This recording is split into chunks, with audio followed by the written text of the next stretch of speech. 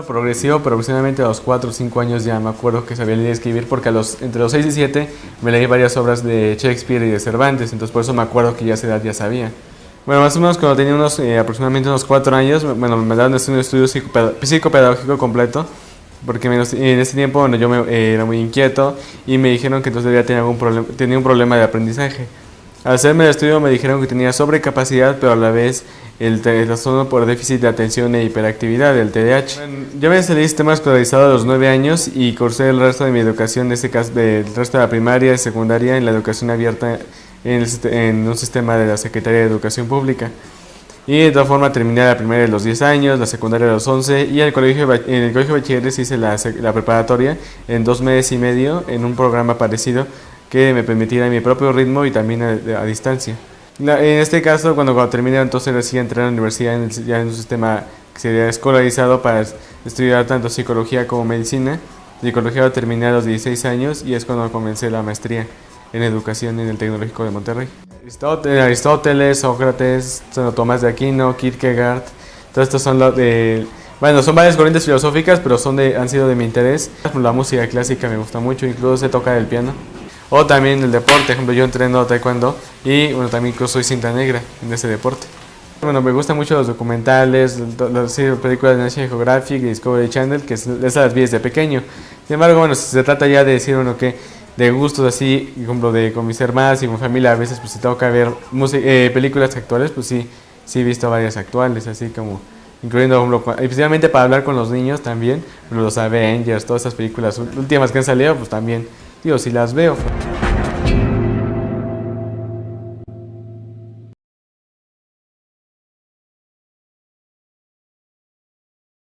Las neuronas dendríticas son hechas de lípidos.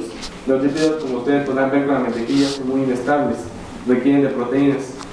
Y por eso es que la potenciación a largo plazo es la que sí provee de estructuras en esta área. Los efectos son permanentes en capacidad intelectual y memoria. Es por eso que la potenciación a largo plazo puede ser algo tan sencillo como caminar o aprender un idioma. Ya nunca se les va a olvidar el español, porque está potenciado a largo plazo. O tampoco van a olvidar cómo caminar. Igual, la potenciación a largo plazo tiene que ver con un incremento de memoria, con un incremento de capacidad intelectual. Eso lo hemos observado mucho en niños sobredotados en el Centro de Atención al Talento y el Centro Mexicano de Alumnos Sobredotados, donde hay un programa incluso que retoma este nombre de potenciación, que es su fin principal es hacer que de pequeños adquieran una mayor capacidad intelectual que retribuya cuando sean adultos. ¿Y por qué les digo esto? Porque hay otro fenómeno contrario que es muy común no solamente en México, sino en otros países, que si no hay potenciación va a haber el otro, porque está condicionado de forma cultural. Aquí, en este caso, lo que me refiero con capacidad intelectual, esta puede incrementar. Aquí tenemos un estudio que se realizó, que se va a presentar en 2 semanas en el Congreso Internacional de Educación en Guanajuato, en la reunión de la World Educational Research Association, y va a ser sobre este programa, cómo ha aumentado la capacidad intelectual. Este es un fenómeno típico de potenciación. En lugar de estar viendo un incremento de fuerza muscular, como ocurre en los deportistas, estamos viendo un incremento en capacidad intelectual después de 2 años de un programa intensivo de estudio. Desgraciadamente existe otro fenómeno que guarda relación con la atrofia, que se denomina depresión a largo plazo. Igual que una neurona adquiere más capacidad para poder adquirir conocimiento, también puede irlo perdiendo de forma progresiva. Esto se descubrió cuando estaban realizando estudios en psiquiatría de la esquizofrenia. Se conoce que en la esquizofrenia, tanto por la misma enfermedad como por el uso de antipsicóticos, hay una degeneración neuronal. Y descubrieron que en los adolescentes ya en promedio que estaban estudiando también había una degeneración neuronal, y fue donde descubrieron que la degeneración es algo generalizado, pero no guarda lógica con el cuerpo. Entonces cuando ahí está en la adolescencia, está subiendo, todo el cuerpo está en la fase final de crecimiento, no habría razón para que empiece a haber degeneración. Y aquí cuando se observa la degeneración, llega a ser hasta el 3 a 4% anual. Imagínense qué pasaría cuando ya acabó la etapa de la adolescencia, puede haber hasta una pérdida del 20%. Y esta pérdida es irreversible. Por ejemplo, esta área, la lóbulo frontal, tiene que ver con razonamiento, áreas de movimiento y áreas de la visión, relacionadas en gran parte con el fenómeno de la apatía intelectual, el uso excesivo de videojuegos, el hecho, no estudiar también, no mantener activa la mente, también va a producir este efecto. Este es un efecto paralelo que ocurre también en el Alzheimer, que también hay degeneración motivada en gran parte por falta de actividad cerebral. Es típico que en el Alzheimer, que después de jubilarse, las personas tienden a eliminar de su vida las actividades académicas, actividades que requieran el uso de las capacidades cerebrales. Esta falta de actividad más factores genéticos llevan al Alzheimer. Igual, en este caso aquí no tenemos el Alzheimer, pero ¿qué pasa si un estudiante a los 12 años deja de estudiar y a los 20 ya desea volver a hacerlo? Después de un 20% de pérdida, es muy difícil que pueda recuperar lo que ya se perdió. Porque a pesar de la capacidad de plasticidad, esta es una plasticidad inversa. Este es el mismo fenómeno de potenciación, pero esto es igual, de forma exponencial, pero vamos hacia atrás. Y este fenómeno es motivado en una parte por algo que se denomina el letargo intelectual. Aquí podemos observar, esta es una emisión de positrones y vamos observando cómo va disminuyendo la capacidad. Esto es la actividad cerebral. Si un cerebro se empieza a acostumbrar a no estar activo, conforme pasan los meses y los años, ese va a ser el estado basal y va a ser más cómodo para la persona cada vez utilizar menos su capacidad. Y llega un momento en que ya cuando dice ahora se voy a estudiar, ya no tiene la capacidad, entonces ya es cuando encontramos que hay rezagos completamente irreversibles. Esto es producido en la parte de una autodeterminación, el hecho de decir, no, yo no puedo hacerlo, o estoy muy joven para poder estudiar. Eso es algo que en el programa que hemos trabajado con niños sobredotados hemos intentado romper. Hay niños que pueden aprender a leer y escribir desde los 2 años, y bueno, ¿por qué no dejarlos? Porque si los dejamos desde esa edad, vamos a generar una potenciación. Porque ¿qué pasa si el promedio es que aprenden a los 7 años y aprenden a los 2? Pues tienen 5 años de ventaja en el que en ese tiempo van a poder aprender más cosas de forma autodidacta. Entonces, ahí vemos fenómenos de potenciación. Si no se les deja, si no dejamos que aprendan, lo que ocurre es que vamos generando una determinación de estos fenómenos, que aunado al fenómeno de la rebeldía en la adolescencia, es algo que encaja perfectamente para producir que en todo el país haya una disminución progresiva de este intelecto. Incluso los efectos son generalizados en el mundo. Podemos observar aquí en esta imagen el IQ promedio de cada país. Esto no significa que en un país donde esté más bajo no haya sobredotados, en el que haya mayor coeficiente de todos ser más inteligentes. Esto habla del coeficiente en la población promedio. Y aquí observamos, por ejemplo, México se encuentra en un IQ cercano al 90. Y realmente, bueno, no hay ningún factor genético que haga que los mexicanos tengan este nivel. Es más bien un fenómeno que tiene que ver con la parte cultural y con algo que tiene que ver con el haber dejado que la adolescencia no use sus capacidades. Alguien que experimenta el proceso de depresión a largo plazo, cuando llega a la adultez, va a mantenerse igual, porque es una forma que se va adaptando. Bueno, y esto tiene efectos a nivel social también. Entonces, no solamente ya lo dejo de estudiar, no pasa nada. Entonces, incluso es algo por eso que yo había defendido mucho, que es el deber social de los jóvenes, en este caso que tenemos con el país, porque esto repercute también en el desarrollo de la nación. Este es un ranking de inteligencia de los países. En primer lugar están países que usan muchos programas de potenciación intelectual, que está Hong Kong, países como Japón, Corea, y México está en el lugar número 46 con un IQ promedio de 87. Entonces podría subir porque el talento está en todas las naciones. Como decía, no hay fronteras en la razón, pero eso también repercute sobre el desarrollo económico. Tenemos este índice per cápita, el ingreso, y tenemos el coeficiente intelectual. Todo se habla de que no solamente es dejar de estudiar y dejar de utilizar capacidades intelectuales, no solamente daña el futuro de la persona, sino también el de la sociedad como tal. Porque vemos que hay más reflejos de que se nos proyectan. Entonces esto, si lo comparamos allá a la actualidad, alumnos pasivos y alumnos activos. Los alumnos pasivos son los que esperan que el profesor les entregue el conocimiento digerido, así ya, lo más fácil que sea.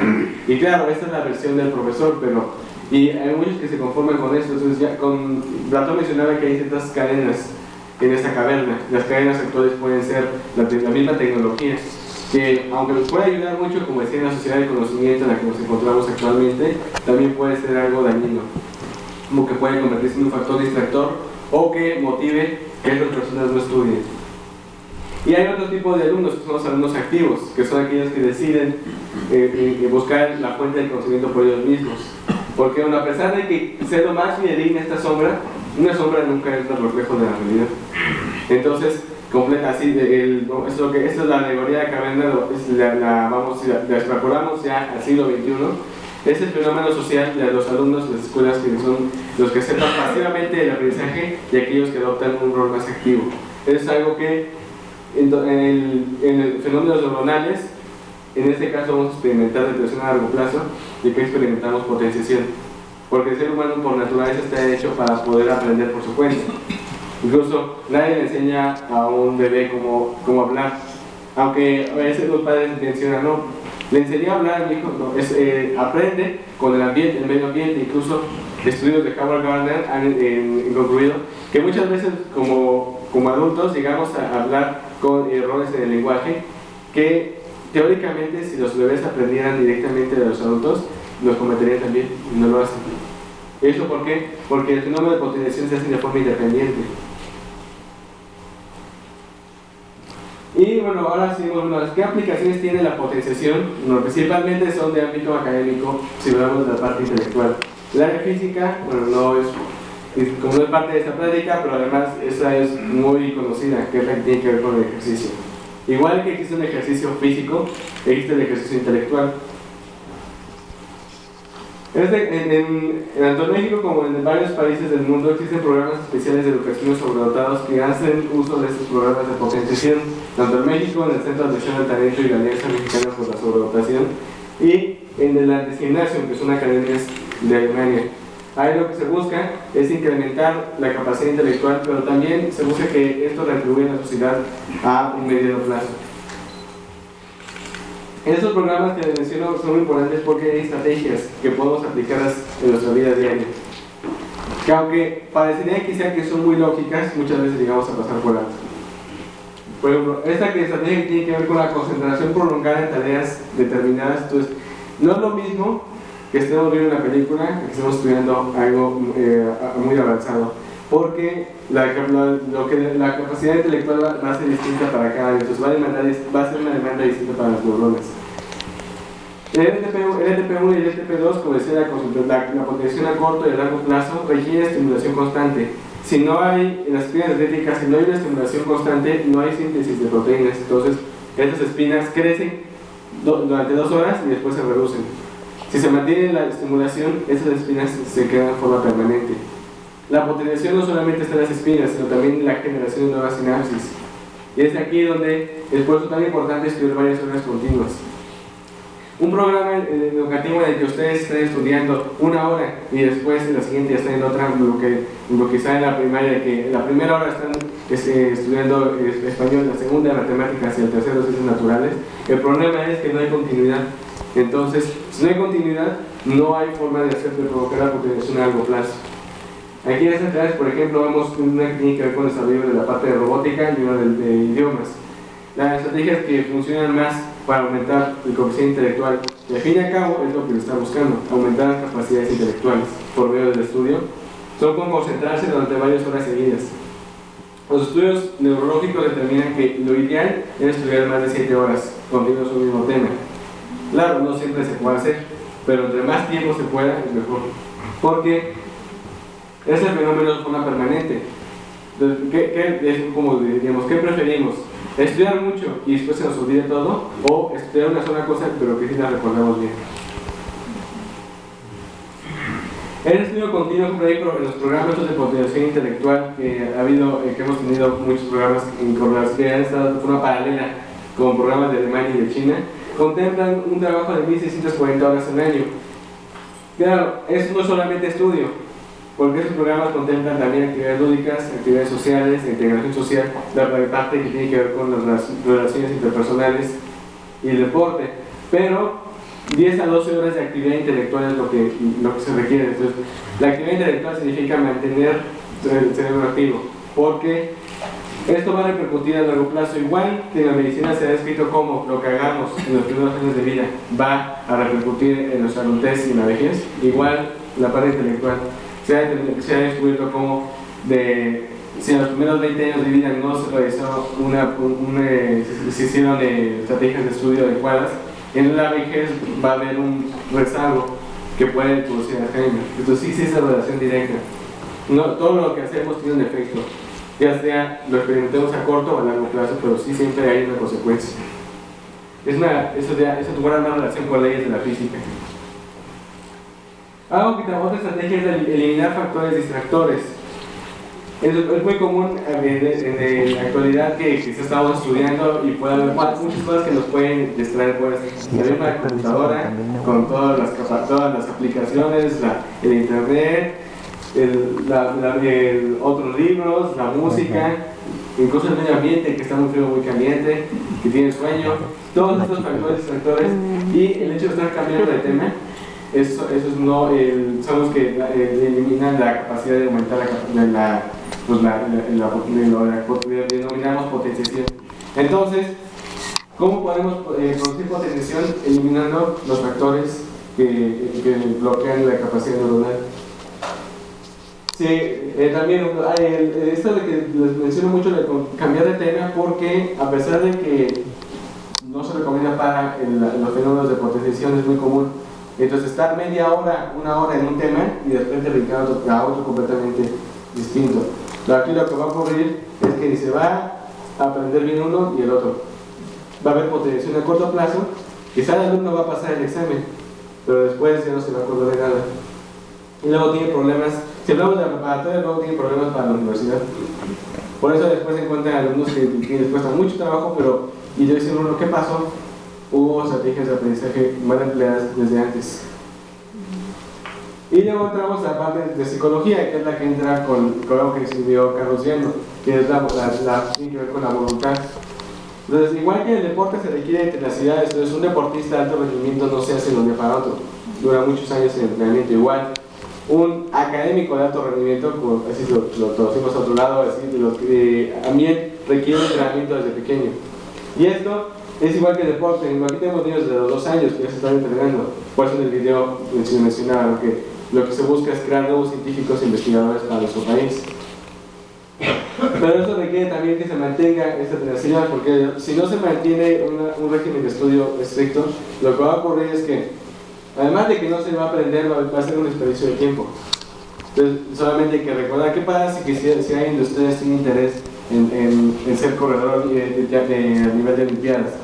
Y dice, voy a entrenar una semana así y 2 meses no va a llegar a ningún lado.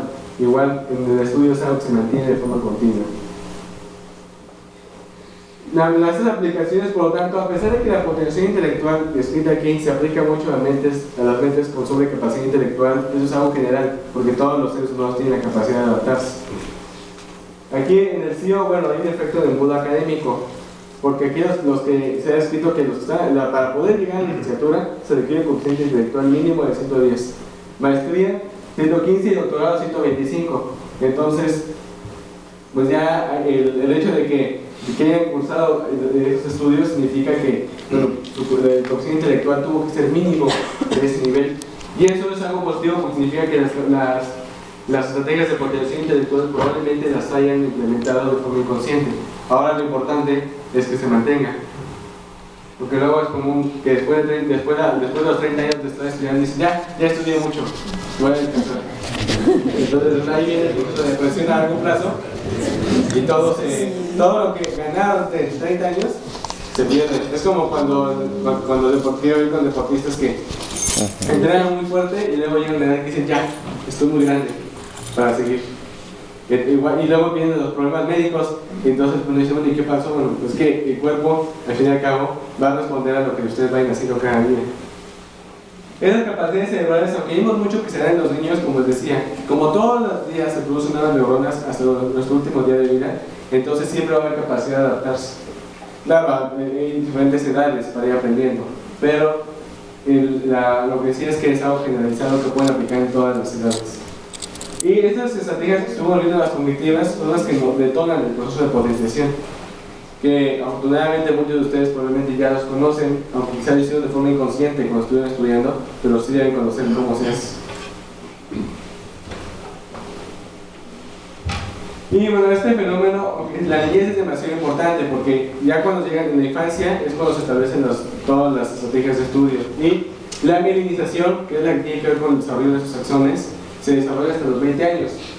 Después de ahí, ya es lo que quedó de lo que hicieron antes. Y ahí lo que queda es aprovechar el potencial que tienen. Aquí lo que tenemos que considerar importante es que tenemos que atender el talento desde la niñez. Realmente por eso mencionaba a los niños y jóvenes sobredotados, porque si no se les expone a actividades científicas, no hay forma en la cual adquieren este conocimiento. Lo que hemos considerado es muy importante es seguir la premisa de Lewis Terman, que fue el padre de los estudios de investigaciones en capacidades intelectuales sobresalientes hace más de 80 años. Él definía que es discriminación, igual que discriminar a alguien por estatura o por raza, es igual discriminar a alguien por la edad, de no permitirle estudiar algo porque sea demasiado pequeño o demasiado grande. Entonces, igual de limitante algo puede ser también es, porque a veces puede pensar, tiene menos de 7 años, no tiene que aprender a leer. Bueno, si tiene la capacidad de hacerlo, ¿por qué no dejarlo? Porque al fin y al cabo es una persona que se va a sumar a estas mentes brillantes que podrían servir para el país. Y podrían incluso permitir que si el coeficiente intelectual promedio de la población aumentara, vamos que habría una relación directa con el desarrollo económico de nuestra nación. Pero como conclusiones tenemos lo que vimos con el aprendizaje, que al fin y al cabo esa definición tiene que ver con nuestra capacidad de adaptarnos, que va a tener que ver con la potenciación, que bueno, como vimos, la aplicación práctica es inmediata con las estrategias de estudio. No solamente aumenta los conocimientos, cuando ustedes aprenden algo, va a aumentar su memoria y la inteligencia también. De otra forma, no habría capacidad de que adquieran ese conocimiento nuevo. Las estrategias que observamos en la adultez son las mismas que se utilizan en la infancia. Quizá ya no son las mismas directamente, quizá no vamos a aprender a leer y escribir ahorita, a menos que sea un nuevo idioma. Pero sí, son estrategias muy parecidas que tienen que ver con lo de la distracción, el estudio constante. Este factor es muy importante para lo que observábamos del desarrollo de nuestra nación, que es si aprovechamos el capital humano de nuestros niños, vamos a lograr hacer que en un futuro sean científicos e investigadores y cambiemos este estigma que se tiene que en los países menos desarrollados hay pocos científicos, porque bueno, la evidencia ha demostrado que el talento se da en todos los países. Lo que varía es la capacidad de poderlo utilizar. Y muy importante es evitar esta apatía intelectual que ha sido propugnada mucho en la adolescencia, que se ha llegado a considerar que ser adolescente o ser joven es sinónimo de ser rebelde, y en esto incluye no estudiar. Y bueno, esta apatía intelectual posteriormente no se modifica. Entonces, lo más importante es evitar caer en ese proceso, porque aquí se encuentra disfrazado el proceso de depresión a largo plazo. Esperemos que en general ninguno de nosotros lleguemos nunca a entrar en ese estado, que puede ser, podemos caer en ese estado ya sea en la niñez o en la adultez. Ahí depende más bien de cada quien, de su voluntad, no caer en este estado. Bueno, pues muchas gracias a sus neuronas por su atención. Muy bien, gracias.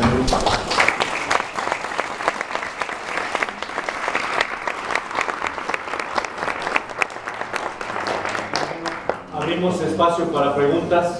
Rafa, por favor. Sí, muchas gracias. Pues primero a los seminarios, felicidades por traer a tan distinguido visitante. Yo recuerdo que anteriormente una manera de estudiar era utilizando al máximo nuestros sentidos. Leíamos en voz alta, escuchábamos lo que leíamos, repetíamos n veces aquello, y ahora con las tecnologías actuales, bueno, un poco atendiendo a la preservación de recursos, por ejemplo, se está promoviendo mucho el tránsito a las tecnologías de la información. Por ejemplo, leer los documentos en PDF, no imprimirlos, y en silencio leerlos, sin repetir. Cada vez nuestra letra es peor, a menos que utilicemos un procesador de texto que uniformizamos el font. La pregunta es, ¿esa forma antigua de estudiar es mejor que la actual? Bueno, es que al fin y al cabo se utiliza la misma estrategia de la concentración. Entonces, el hecho de leer en voz alta, por ejemplo, que usa mucho con los niños, lo que hacían es que evitaban que estuvieran distrayéndose con otros estímulos, con algún otro estímulo. Entonces, al fin y al cabo, en todos los sentidos estaba la misma actividad. Ahí esa estrategia más les sirve para que no se distraigan, porque si están leyendo en voz alta, escuchan lo mismo que están diciendo. Así evitan estar escuchando el resto del medio ambiente. Al fin y al cabo, la misma estrategia. Aquí, por ejemplo, con la electrónica, quizá más donde entra más el problema es con la escritura. Y sí, cada vez la escritura es cada vez más olvidada. Y luego la letra que llega a tener personas llega a ser muy, pues, se ve muy deteriorada por el uso de las computadoras. Aunque claro, eso ya es un proceso de aprendizaje. Y no podemos decir que hay una técnica ideal, porque depende de cada persona. Si a una persona se le facilita más concentrarse en un tema leyendo en voz alta, pues esa debe ser su estrategia. Si lo va a leer en PDF y eso en forma electrónica y eso es la mejor, pues también hay gente que tiene problemas con las computadoras por el efecto de la radiación electromagnética. Entonces hay gente que tiene que imprimir las cosas. Pues también depende de cada caso. Muchas gracias. Sí, no. La gráfica que mostraste del IQ de Mundia, ¿cómo mediste el IQ y cuál fue la población que utilizaste posible edad? Bueno, este estudio se realizó en la Universidad de Irlanda del Norte en conjunto con la Universidad de Nuevo México en el 2012. Lo que hicieron fue una muestra de 100.000 niños, jóvenes y adultos desde los 2 años hasta los 98 años. Hombres destacados que han sido niños superdotados, aquí les podríamos mencionar. En el caso internacional, por ejemplo, el científico, bueno, Gauss era evidentemente un niño superdotado y anécdotas de eso, ¿no? Pero parece que no fueron tantos los que destacaron de adultos, o estoy equivocado. Bueno, este fenómeno que no fue parte de la conferencia, creo que hay un cuello de botella en el desarrollo de las mentes más brillantes. Nacen, como lo México, según la Organización Mundial de la Salud, deben nacer 1 millón. Claro, en la práctica es difícil que todos ellos se encuentren presentes porque conforme pasan los años hay muchos factores que pueden alterarlo. Desde el embarazo, la lactancia, los estímulos que se reciben durante la infancia, los malos diagnósticos y este fenómeno de la apatía intelectual, entre todos van haciendo que cuando lleguen a la adultez queden una minoría, menos del 2% de los que originalmente nacieron. Entonces aquí lo que ocurre es que es un embudo. Dicen que lo que ocurre es que nacen muchos y se van perdiendo. Esos programas de sobredotado lo que han buscado en el mundo es evitar ese cuello de botella. Sin embargo, ninguno ha tenido éxito completamente. Entonces los países con más éxito como Israel, en 1960 lo que lograron hacer es captar al 50% de sus poblaciones de sobredotados. Entonces ya sabían, bueno, en ese país durante ese tiempo, si nació sobredotado, la probabilidad que mantuviera sus capacidades era del 50%. En México la probabilidad es del 5%. Ese es el problema que ha habido. Pero es por el sistema, ¿no? Yo pienso que el sistema de México, de la educación, precisamente está mal, porque tú comentabas que no se estimula como se debe de estimular a los niños. Y efectivamente el sistema educativo, te lo digo porque yo estoy en el sistema educativo, a la edad de 7 años no se les permite que estén estudiando, que estén leyendo y ni escribiendo. Un niño empieza a leer y escribir a partir del primero de primaria, perdón. Antes no se le debe, incluso a nosotros como escuela nos prohíben que debe de estimularse a la criatura. Entonces tú dices, ¿cómo puede ser posible si tengo un niño as, o sea, con actitudes o aptitudes sobresalientes, no lo voy a sobreestimular, como dices tú, a potencializar? Pues el gobierno no lo permite porque no debe de ser así. Entonces sí pienso que el sistema de México está mal.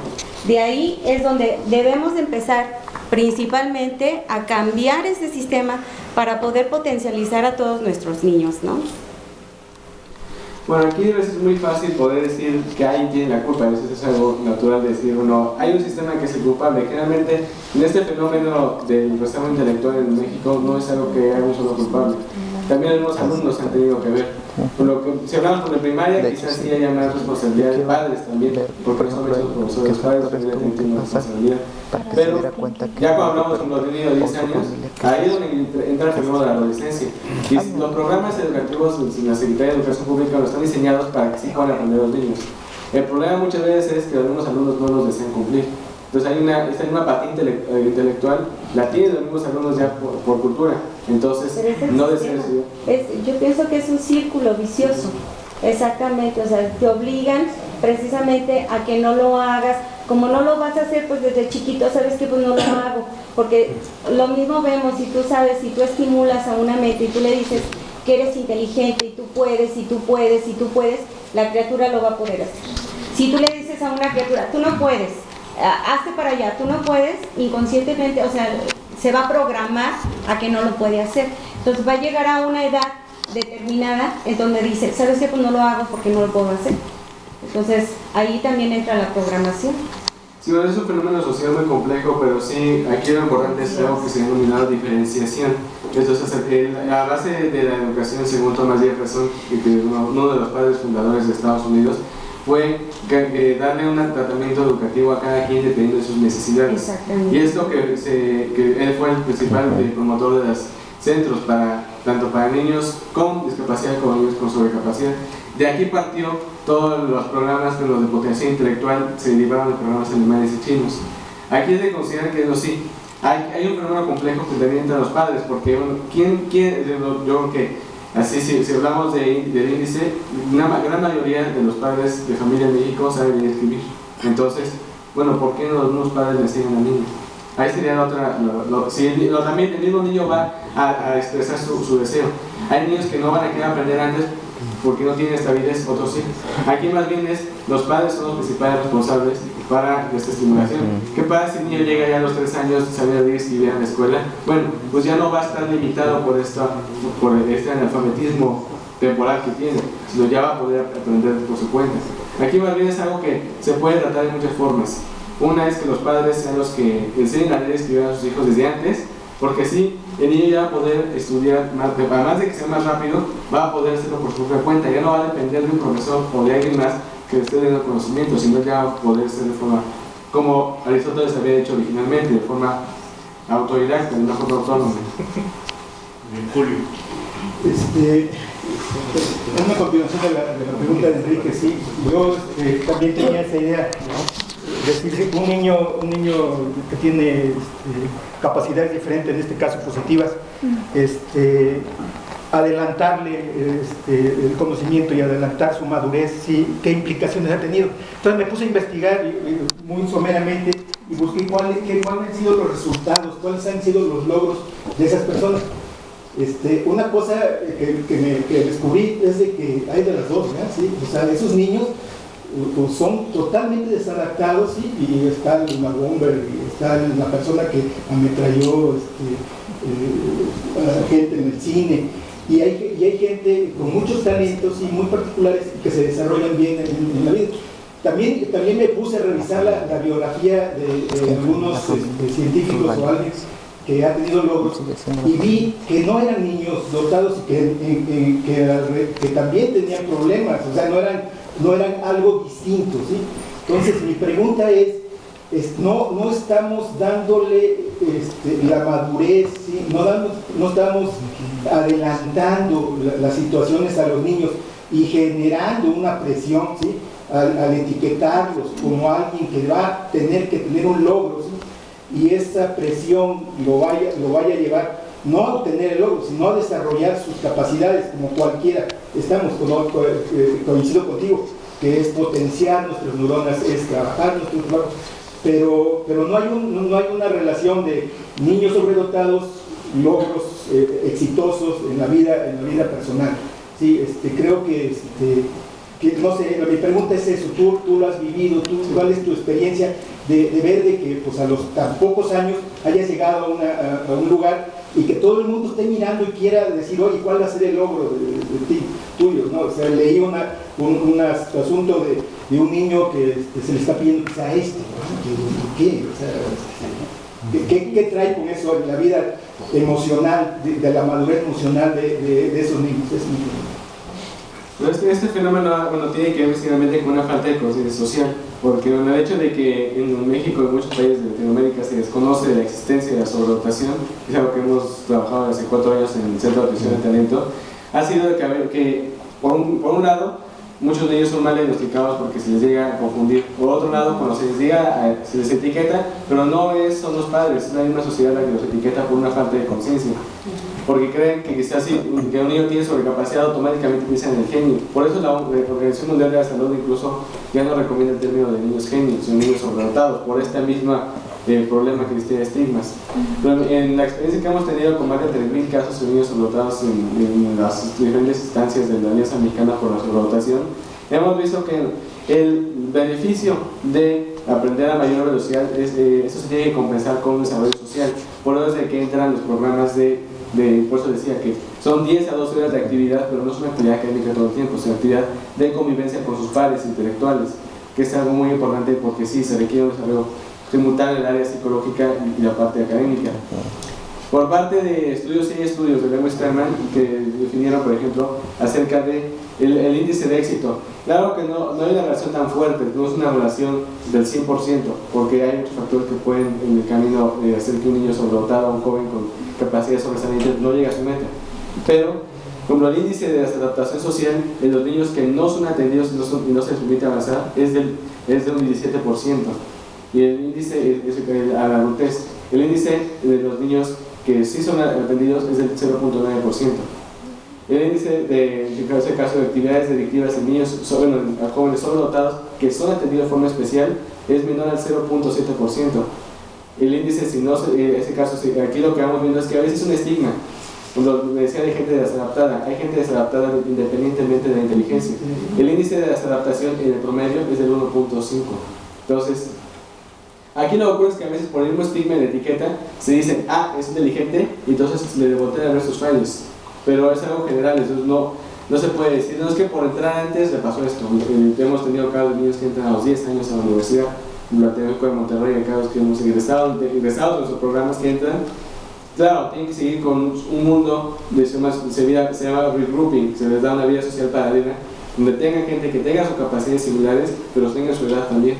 Porque en ese momento se les permite tener su vida de niños, pero su vida académica como de alguien más grande, porque esta disociación que definió Weil en 1970 entre edad mental y edad cronológica es algo inevitable, pero aquí lo que se tiene que aprender es a trabajar con ambas áreas. Julio. Sí, entonces, bueno, de acuerdo a la evidencia que has presentado, entonces cualquier niño con el adecuado puede ser sobredotado. Bueno, esto es riesgoso afirmar algo de este tipo, porque muchos niños son sobredotados, pero no saben que lo son. Entonces, ellos sí pueden entrar en este rango. Hay otros que no. Pero aquí lo que importa es que el 95% de los niños sobredotados no están identificados todavía. Entonces, significa que la probabilidad de que un niño con habilidades por conocer, hay ciertas características del perfil sobredotado que se presentaron en el World Council of Gifted and Talented Children en el congreso pasado, que se realizó en Louisville, en Kentucky. Entonces, lo que se definió fue que en México y en varios países gran parte del talento no se diagnostica. Entonces, la probabilidad de que un niño, si se le estimula y ya tiene características sobresalientes, sí sea sobredotado, son muy altas, pero sí es arriesgado decir que todos van a ser sobredotados, porque es algo que no es posible de hacer a todos del mismo molde. Por eso existe la diversidad. En China, por ejemplo, han hecho investigaciones de ingeniería genética para aumentar la inteligencia. Por el momento solo han logrado incrementos de 5 puntos. Porque no es algo que no es como si habláramos de estatura. También hay cirugías para aumentar la estatura de las personas. Pues no, también es algo antinatural. Al ser antinatural no se puede hacer, pero sí puede aumentar la inteligencia. Un niño que tenga la capacidad, hay niños que tienen la capacidad de que sí puedan acabar un doctorado, pero que nacieron con esa capacidad, pero con el tiempo, con la depresión a largo plazo, ya ni siquiera pueden acabar la licenciatura. Ahí es lo mismo que es importante, permitirles que desarrollen el potencial con el que nacieron. Ricardo. Yo ya estoy viejo. ¿Estamos hablando de verdades o preguntas? Me ha tocado, precisamente por mi edad, me ha tocado ver un descenso en el nivel de programas educativos aquí en México. Cuando yo estudié la primaria, que fue en los años 50, estudiamos bastante. En quinto de primaria me enseñaron la raíz cuadrada y cosas así por el estilo. En cambio, hoy, estudiantes que salen de la primaria a duras penas saben las 4 operaciones fundamentales. Parte es culpa de los maestros, que sabemos cómo andan, y parte es culpa también de los programas. tal parece que esta sociedad le tiene miedo a la inteligencia y quiere tener una población de puros retrasados mentales o subeducados.